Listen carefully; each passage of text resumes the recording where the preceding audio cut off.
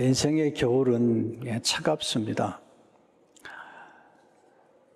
그렇지만 하나님의 은혜가 끝까지 하는 것을 보게 됩니다.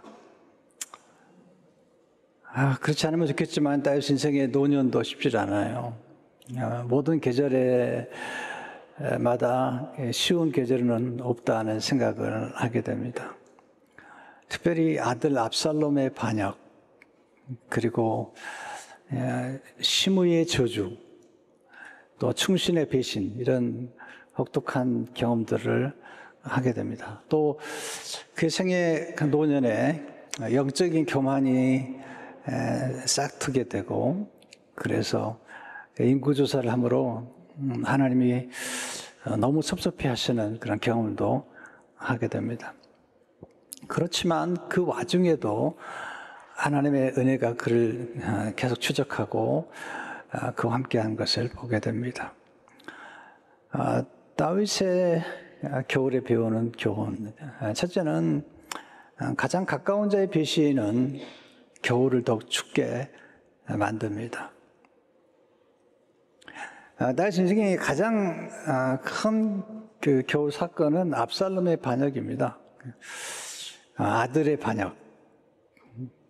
근데 아들이 보통 아들이 아니고 모든 백성들에게 칭송을 받는 너무나 아름답고 또 전략이 탁월했던 그런 인물이죠. 사무엘의 14장 25절을 보게 되면 온 이스라엘 가운데서 압살롬 같이 아름다움으로 크게 칭찬받는 자가 없었으니 그는 발바닥부터 정수리까지 흠이 없습니다. 아주 매력적인 사람이었고요. 카리스마도 있었고, 그리고 굉장히 전략도 탁월했던 사람이에요. 신중하고, 그의 누이 다말이 암논에 의해서 이렇게 어려움을 당한 다음에 그를 죽이기 위해서 2년을 기다립니다. 굉장히 신중하죠. 예. 자제할 줄도 알았던 사람이고, 절제할 줄도 알았던 사람이죠. 암논을 죽인 다음에 3년 동안 이제 피신을 하는 가운데 또 기다리고요. 그리고 다시 아버지가 불러줘서 아버지한테 왔는데 다윗이 만나지 않는 가운데 2년을 기다립니다. 그 기다리는 세월만 해도 벌써 7년인데 결국은 이제 요압의 계책으로 아버지를 만나고, 아버지를 만난 후에도 그는 아버지에 대한 섭섭함, 또 받은 상처 때문에 그는 4년 동안 반역을 도모하기 위해서 준비합니다. 외모도 아주 특종하고요. 그리고 전략도 탁월하고요. 또 자기의 힘을 자제할 줄도 알았던 그런 사람이죠. 그러나 그의 내면은 뒤틀린 영성을 가진 사람으로서 아버지의 반역을 꾀하게 됩니다. 4년 기다리는 동안에 그는 재판받으러 온 사람들의 마음을 움직여서 자기 편으로 만들고, 또 그에게 고마워 절을 할 때마다 입을 맞추는 그런 일을 하게 됩니다. 그리고 이제 4년이 되었을 때 그가 헤브론에 가서 왕이 스스로 되려고 이제 계책을 세우게 됩니다. 그러면서 이제 아버지를 반역하는 거죠. 사무엘하 15장 7절에서 9절에 보면 4년 만에 압살롬이 왕께 아뢰되 내가 여호와께 서원한 것이 있사오니 청하건대 내가 헤브론에 가서 그 서원을 이루게 하소서. 당신의 종이 아람 구술에 있을 때에 서원하기를 만일 여호와께서 반드시 나를 예루살렘으로 돌아가게 하시면 내가 여호와를 섬기리이다 하였나이다. 왕이 그에게 이르되 평안히 가라 하니 그가 일어나 헤브론으로 가니라. 그러니까 헤브론에 간 이유는 뭐냐면 헤브론에서 그가 이제 왕이 되는 거죠. 헤브론은 굉장히 중요한 장소잖아요. 갈렙이 정복했던 땅이고, 또 아브라함이 사라를 위해서 샀던 땅이기도 하고, 또 유다 왕국이 첫 번째 세워졌던 아주 의미 있는 장소이기 때문에 거기서 스스로가 왕이 되도록 도모를 하는 것입니다. 그리고 이제 전 이스라엘에 전령을 보내가지고 압살롬이 왕이 되었다고 이야기하도록 하는 거죠. 15장 10절에 보면 이 압살롬이 정탐을 이스라엘 모든 지파 가운데 두루 보내 이르기를 너는 나팔 소리를 듣거든 곧 말하기를 압살롬이 헤브론에서 왕이 되었다 하라 하니라. 그러니까 4년 동안에 모든 전략을 꾸미는 것입니다. 그래서 그가 이제 스스로 왕이 되는 거죠. 근데 얼마나 전략적인 사람이냐면 그 다윗 왕의 모사 가운데 아히도벨이 있는데 굉장히 탁월한 그런 모사입니다. 카운셀러죠. 중국으로 말하면 제갈공명 같은 사람이고 사마의 같은 그런 책사입니다. 근데 그 사람을 이제 자기 편으로 만든 거죠. 15장 12절에 보면 제사 드릴 때에 압살롬이 사람을 보내 다윗의 모사 길로 사람 아히도벨을 그의 성읍 길로에서 청하여 온지라.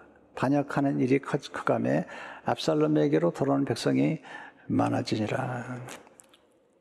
그래서 아버지를 배신하고 아버지의 왕자를 빼앗습니다. 이게 인생이라는 거죠. 뭐 아들이 어떻게 그럴 수 있겠는가? 그렇습니다, 아들이. 네. 또 나중에 압살롬의 동생이 또 아버지를 배신하죠. 물론 이제 그렇지 않은 자녀가 있기를 원하지만 때로 그런 자녀들도 있을 수 있다는 것을 인정하는 것이 지혜인 것입니다. 다윗이 이제 압살롬의 반역 소리 듣고 그가 급히 도망갑니다. 여기서 이제 다윗의 지혜, 또 탁월한 지도자의 지혜를 배울 수 있습니다. 첫째로 탁월한 지도자는 문제를 인정하고 즉시 행동합니다. 15장 13절 14절을 보게 되면 전령이 다윗에게 와서 말하되 이스라엘의 인심이 다 압살롬에게로 돌아갔나이다 한지라. 다윗이 예루살렘에 함께 있는 그의 모든 신하들에게 말하되 이르되 일어나 도망하자. 그렇지 않으면 우리 중 한 사람도 압살롬에게서 피하지 못하리라. 빨리 가자. 들을 건데 그가 우리를 급히 따라와 우리를 해하고 칼날로 성읍을 칠까 하노라. 이게 이제 그 다윗의 아주 지혜입니다. 그는 현실을 정확하게 읽을 줄 알았던 사람이죠. 근데 다윗이 신하들의 모습을 피해 도망가는 모습이 정말 기가 막힙니다. 15장 30절을 보게 되면 다윗이 감람산 길로 올라갈 때, 이 감람산은 나중에 예수님이 걸어가신 길이죠. 겟세마네 올라갈 때 그의 머리를 그가 가리고 맨발로 울며 가고 그와 함께 가는 모든 백성들도 각각 자기의 머리를 가리고 울며 올라가니라. 그냥 모든 걸 두고 그냥 떠나는 겁니다. 순식간이죠. 우리가 뭔가 가졌다고 생각하지만 한순간에 다 잃어버릴 수도 있는 거죠. 왕자를 빼앗기고 그리고 그냥 맨발로 울면서 지금 그는 왕궁을 떠나고 있는 것입니다. 이게 이제 다윗에게 지혜죠. 지혜란 뭐냐면 지혜란 현실을 받아들이는 것입니다. 지혜란 자신의 한계를 인정하는 것입니다. 지혜란 신속히 행동할 때는 신속하게 행동할 줄 아는 것입니다. 더 중요하겠습니다. 지혜란 생존을 소중히 여기고 그 다음에 다시 일어서는 기회를 도모하는 것입니다. 살아남는 게 제일 중요한 거죠. 뭐 돈도 명예도 권력도 중요하잖아요. 정말 중요한 건 생명이잖아요. 다윗이 살아있는 생존을 위해서 모든 걸 다 내려놓습니다. 대단한 사람이죠. 두 번째, 탁월한 지도자는 위기 중에도 올바르게 행동합니다. 그가 예루살렘 성읍을 떠나는 것은 아들과의 싸움을 피하기 위한 것도 있지만 예루살렘 성을 지키기 위한 겁니다. 예루살렘 성은 굉장히 중요하죠. 하나님이 거하시는 곳이요. 그리고 요셉. 근데 거기서 아들과 아버지가 싸우면 백성도 죽고 그리고 성읍도 무너질 수 있기 때문에 성읍을 피해서 도망가는 겁니다. 더 중요하겠습니다. 나중에 이 사독과 그리고 아비아달이 언약궤를 메고 옵니다. 언약궤는 이스라엘 백성들 굉장히 중요한 겁니다. 전쟁터에 나갈 때도 언약궤를 메고 나가고, 왜냐하면 언약궤는 하나님의 임재의 상징이에요. 언약궤가 있는 곳이 곧 하나님이 역사하는 곳인데, 다윗이 언약궤를 예루살렘으로 돌려보냅니다. 그러니까 위기에 처하면서도 그는 무엇이 옳은가를 알고 올바르게 행동하는 것입니다. 그러면서 25절에 이렇게 얘기해요. 왕이 사독에게 이르되 보라, 하나님의 교회를 성읍으로 도로 메어가라. 만일 내가 여호와 앞에서 은혜를 입으면 도로 나를 인도하사 내게 그 교회와 그 계신 데를 보시리라. 그는 위기 중에도 하나님의 교회는 예루살렘에 있어야 된다라고 생각한 것이죠. 우리가 위기에 처하게 되면 이렇게 잘못하면 술을 쓰게 되는데, 다윗은 그렇지 않습니다. 올바르게 행동하는 것입니다. 세 번째, 탁월한 지도자는 시련 중에도 회복의 은혜를 기대합니다. 압살롬 때문에 도망가면서도 하나님께 회복의 은혜를 사모하죠. 25절 다시 보시면, 만일 내가 여호와 앞에서 은혜를 입으면, 회복의 은혜를 입으면 도로 나를 인도하사 내게 그 교회와 그 계신 데를 보시리라. 하나님의 은혜 가운데 회복의 은혜가 있습니다. 너무 좋은 은혜죠. 다윗은 아무리 위기에 처했지만 그래도 소망을 가지고 살아가죠. 여러분, 끝나기 전까지는 끝난 것이 아닙니다. 여기 베레가라 한 말이지만 제가 너무 자주 인용해가지고 한국교회 유명해진 말입니다. 절망스러운 환경 중에도 소망의 끈을 붙잡아야 합니다. 소망은 시련을 이겨내는 강력한 힘입니다. 네 번째, 탁월한 지도자는 배신의 아픔 중에도 하나님께 기도합니다. 31절에 보면 기가 막힌 얘기를 듣잖아요. 어떤 사람이 다윗에게 알리되 압살롬과 함께 모반한 자들 가운데 아히도벨이 있나이다. 아히도벨. 아히도벨은 굉장히 중요한 책사예요. 아주 카운셀러라고요. 그 아히도벨의 탁월함을 사무엘하 16장 23절에 이렇게 얘기하죠. 그때 아히도벨이 베푸는 계략은 사람이 하나님께 물어서 받은 말씀과 같은 것이라. 아히도벨의 모든 계략은 다윗에게나 압살롬에게나 그와 같이 여겨졌더라. 아히도벨이 얼마나 탁월했으면 아히도벨의 계략은 하나님 말씀처럼 여길 만큼 그런 탁월한 지혜자였던 것입니다. 그런데 그 아히도벨이 압살롬에게 가버린 것입니다. 하나님께 기도해요. 31절에 다윗이 이르되 여호와의 원하건대 아히도벨의 모략을 어리석게 하옵소서 하니라. 네, 이 기도를 하나님 들으시고 나중에 후세를 통해서 아히도벨의 모략을 무너지게 만듭니다. 다섯 번째, 탁월한 지도자는 비난까지도 하나님 뜻으로 받아들입니다. 지도자가 치료할 대가 중에 하나가 비난입니다. 오해받기도 하고요, 비판을 받기도 하고요. 다윗과 신하들이 이제 도망가는 길에 시므이가 나타나. 시므이는 베냐민 지파 사람이야. 곧 사울 왕의 지파 사람이죠. 와가지고 돌을 던지면서 다윗 왕을 저주하는 겁니다. 그냥 저주하는 게 돌까지 던지면서 저주하는 겁니다. 기가 막힌 거죠. 그때 옆에 있던 아비새가 저거 죽여버리죠. 단칼에 죽일 수도 있는 건데요. 근데 다윗이 참 놀랍게 얘기를 해요. 정말 놀라운 사람이죠. 16장 10절 11절을 보게 되면 왕이 이르되 수르의 아들들아 내가 너희와 무슨 상관이 있느냐. 그가 저주하는 것은 여호와께서 그에게 다윗을 저주하라 하심이 내가 어찌 그리하였느냐 할 자가 누구겠느냐고. 또 다윗이 아비새와 모든 신하들에게 이르되 내 몸에서 난 아들도 내 생명을 헤아려 하거든 하물며 이 베냐민 사람이랴 여호와께서 그에게 명령하신 것이니 그가 저주하게 버려두라. 큰 인물이잖아요. 우리 누가 조금만 싫은 소리 해도 그냥 견디지 못하는데 화가 나 있는데, 그런데 이 다윗은 내 몸에서 나는 아들도 나를 배신하는데, 나를 반역하는데 베냐민 사람이랴 하나님이 그에게 나를 저주케 해서 나를 겸손케 하신 것 같기도 하다. 그렇게 얘기하는 겁니다. 두 번째, 하나님을 경외하는 자에게는 흑암 중에도 빛이 임하는 것입니다. 하나님께서 다윗을 축복하셨는데 다윗이 여호와를 경외하잖아요. 여러분, 여호와를 경외하는 게 정말 중요하죠. 왜냐하면 여호와를 경외한 자에게는 흑암 중에도 빛이라고, 그 다음에 나쁜 소문을 들을 때에도 놀라운 축복을 주시는 거예요. 시편 112편 1절에 보시면 할렐루야, 여호와를 경외하며 그의 계명을 크게 즐거워하는 자는 복이 있도다. 다윗은 여호와를 경외했죠. 하나님의 계명을 크게 즐거워했던 사람이죠. 이렇게 하나님을 경외한 사람에게 어떤 은혜를 베푸시는가?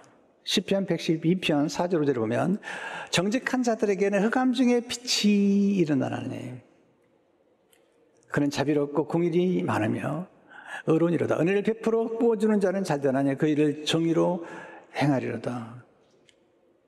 압살롬은 거짓말을 해가지고 사람들의 마음을 빼앗아갔지만 다윗은 정직하게 살잖아요. 잘못했을 때는 인정하잖아요. 잘못했다고. 이게 정직한 거잖아요.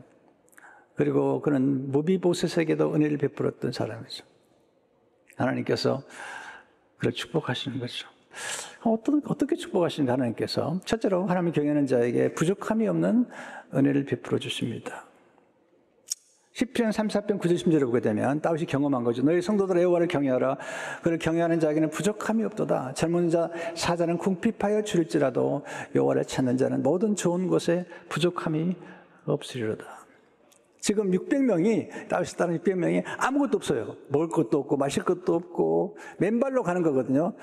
그런데 생각지 않았던 사람들이 찾아와서 다윗 왕의 필요를 채워줍니다. 놀랐죠. 때를 따라 돕는 은혜. 정말 하나님이 우리를 그렇게 도와주시잖아요. 사무엘하 17장 27절 29절을 보게 되면 다윗이 마하나임에 이르렀을 때 암몬 족속에게 속한, 암몬 족속이에요.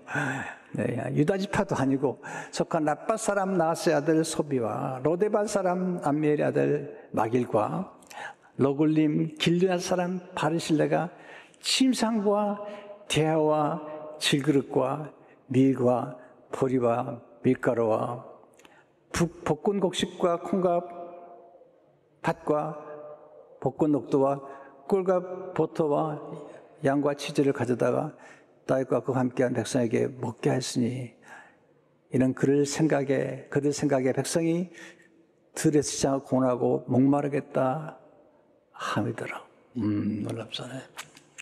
그러니까 다윗 왕을 도와주기 위해서, 그리고 600명을 먹이기 위해서 찾아온 것입니다.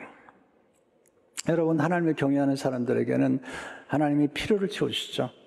너무 은혜가 감사한 거죠. 두 번째, 하나님 경외하는 자에게는 위기를 극복할 수 있는 만남을 선물해 주십니다. 다윗이 공경에 쳤을 때 그와 함께 온 사람 중에 하나가 이때는 사람인데요. 블레 사람이라고 그러는데 이게 놀라운 거예요. 다윗이 얘기합니다. 돌아가라고. 너희 동포들은 돌아가라. 근데 이 생각지 않은 사람이 다윗을 와서 다윗에게 충성을 하는 거죠. 세 번째, 하나님을 경외하는 자에게는 회복의 은혜를 베풀어 주십니다. 회복이 되죠. 사무엘하 20장 2절 3절을 보게 되면 유다 사람들은 그들의 왕과 합하여 요단에서 예루살렘까지 따라니라. 다윗이 예루살렘 본궁에 이르러 돌아옵니다. 그때 불렀던 시편의 노래 중 하나가 사무엘하 22장 1절에서 4절이죠. 여호와께서 다윗을 모든 원수의 손과 사울의 손에서 구원하신 그날에 다윗이 노래의 말씀으로 여호와께 아뢰어 이르되 여호와는 나의 반석이시오 나의 요새시오 나를 위하여 나를 건지시는 자시오 내가 피할 나의 반석이 하나님이시오 나의 방패시오 나의 구원의 뿌리시오 나의 높은 망대시오 그에게 피할 나의 피난처시오 나의 구원자시라 나를 폭력에서 구원하셨도다 내가 찬송받으실 여호와께 아뢰리니 내 원수들에게서 구원을 받으리로다. 찬송하고 하나님께 영광을 돌리는 것을 보게 됩니다. 세 번째, 노년의 시험을 경계하십시오. 나이가 들면 저절로 성숙해질 것 같은데 생각보다 그렇지 않습니다. 여러분, 노년에 가장 조심해야 될 게 노욕입니다. 노욕. 청년의 때와는 다른 노욕이 생깁니다. 다윗은 생각보다 노력이 많지 않았습니다. 다윗은 물질에 대한 욕심이 없었어요. 그런데 이제 자기의 명예에 대한 것들은 관심이 있었던 것 같아요. 그래서 문득 이런 생각이 든 거죠. 야, 이제 꽤 나도 괜찮네. 그러면 지금 군대가 몇 명인가 한번 파악해 볼까? 이런 생각이 든 거죠. 이게 뭐냐면 영적 교만입니다. 그래서 우리가 노년에 조심해야 될 것 첫째, 영적 교만의 시험을 경계해야 됩니다. 다윗은 눈에 찾아봤던 가장 큰 유혹인데 뭐냐면 하나님을 의지하기보다는 숫자를 의지하고 싶은 거죠. 자기가 이루었던 과업을 이제 좀 과시하고 싶은 거죠. 다윗이 생애 마지막에 참 영적 교만에 빠져서 죄를 지은 하나님이 형벌을 주세요. 내가 용서하겠는데 내가 행한 것에 대한 씨앗은 거둬야 된다. 3년 기근을 맞이할 것인지, 적군에게 3개월을 쫓겨다닐 것인지, 아니면 3일 동안 전염병으로 백성을 칠 것인지 결정해라. 다윗이 얘기합니다. 하나님, 내가 하나님 손에 빠지곤 합니다. 그 전염병을 선택하는데 다윗이 범한 죄 때문에 7만 명이 죽어요. 여러분, 지도자의 책임은 막중합니다. 지도자의 선택은 공동체 전체에 영향을 끼칩니다. 다윗이 회개하죠. 두 번째 배우겠습니다. 실수 중에도 베풀어 주신 하나님 은혜를 삼아주십시오. 회개를 합니다. 17절에 보시면 역대상 21장 10절에 보게 되면 하나님께 아뢰되 명령하여 백성을 계수하게 한 자가 내가 아니니까 범죄하고 악을 행한 자는 곧 나니이다. 이 양떼는 무엇을 행하나이까? 청하되 나의 하나님 여호와여 주의 손으로 나와 내 아버지의 집을 치시고 주의 백성에게 재앙을 내리지 마옵소서니라. 진짜 하나님이 사랑할 수밖에 없잖아요. 하나님, 내가 잘못했고 내가 범죄했는데 왜 백성을 치십니까? 나를 치십시오. 하나님께서 그 기도를 들으시고요. 하나님 말씀하시죠. 그러면 오르난의 타작마당, 아리우나의 타작마당이라고도 하는데요. 거기 가서 지단을 쌓으라. 그래서 이제 아라운한테 찾아갑니다. 오르난이 찾아가서 찾아가니까 왕이 찾아오니까 깜짝 놀래가지고 왜 오셨습니까? 하나님이 타작마당에서 제단을 쌓으라고 명하셨다고. 마음대로 하십시오. 예물도 드리고 땅도 다 드리겠습니다. 그때 아주 굉장히 중요한 얘기를 해요. 이건 다윗이 하나님이 다윗을 사랑할 수밖에 없는 얘기를 해요. 사무엘하 24장 24절입니다. 왕이 아라우나에게 이르되 그렇지 아니하다. 내가 값을 주고 내게서 살리라. 값 없이는 내 하나님 여호와께 번제를 드리지 아니하리라. 내가 값을 주고 내게서 살리라. 값 없이는 내 하나님 여호와께 번제를 드리지 아니하리라. 여러분, 하나님 앞에 예배할 때 값을 지불할 줄 아셔야 됩니다. 사무엘하 24장 25절을 보세요. 그곳에서 여호와를 위하여 제단을 쌓고 번제와 화목제를 드렸더니 이에 여호와께서 그 땅을 위한 기도를 들으심에 이스라엘에게 내린 재앙이 그쳤더라. 여러분, 예배 한번 잘 드리니까 재앙이 멈추는 거예요. 하나님의 축복이 많은 거예요. 하나님, 노년의 실패와 실수 중에도 은혜를 베풀어 주시죠. 보세요. 오르난에 타작마당에서 예배를 드렸는데 보니까 다윗이 보니까 그 땅이 보통 땅이 아니에요. 뭐냐면 그 땅이 알고 보니까 아브라함이 이삭을 드렸던 땅인 거예요. 솔로몬에게 명해서 바로 그 땅에 성전을 짓습니다. 역대하 3장 1절을 보세요. 솔로몬이 예루살렘 모리아 산에 여호와의 전 건축하기를 시작하니 그 전에 여호와께서 그의 아버지 다윗에게 나타나신 곳이요 여부스 사람 오르난의 타작마당에 다윗이 정한 곳이요. 이거 보통이야. 하나님의 섭리죠. 그러니까 하나님께서 하나님을 잘 믿고 경외하는 사람에게 실수마저도 선용하셔서 역사하시는 것을 보게 됩니다. 혹독한 겨울이죠. 그런데 거기에도 하나님의 은혜가 있었고, 그리고 1000년 후에 예수님이 오셨는데 예수님이 다윗이 걸어갔던 그 길을 걸어갑니다. 감람산 그 길, 기드론 시냇가를 걸어간 그게 십자가의 길이에요. 다윗이 눈물 흘리면서 걸어간 것처럼 예수님도 맨발로 십자가를 향해서 걸어가시고 그 죽으시고 부활하셔서 우리를 구원하신 겁니다. 그 비난을 받으시면서 버림받으시면서 그래 묵묵하게 십자가를 지시고 우리를 구원하신 겁니다. 여러분 인생의 겨울이 다가와도 두려워하지 마십시오. 왜냐하면 하나님의 은혜가 함께 하십니다. 우리가 하나님의 은혜를 삼아야 되면 그러면 이게 역전의 드라마가 계속 진행되는 것입니다. 이 은혜가 여러분에게 함께 하시기를 축원합니다.